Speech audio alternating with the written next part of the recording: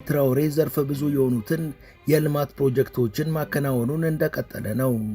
ከነዚህ ፕሮጀክቶች አንዱ ሜካናይዝድ የሆነ የሩዝና የስንዴ ፕሮጀክት ነው።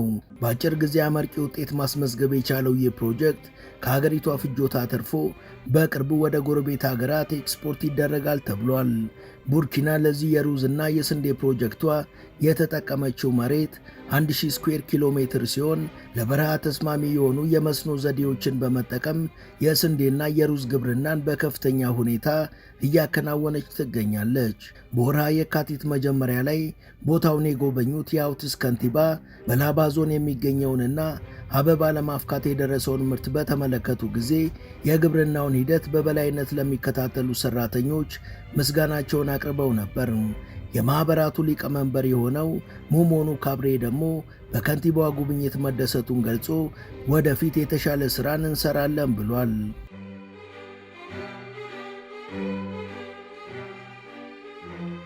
ሙሉ ታሪኩን በመሿለኪያ ቲዩብ ያገኙታል።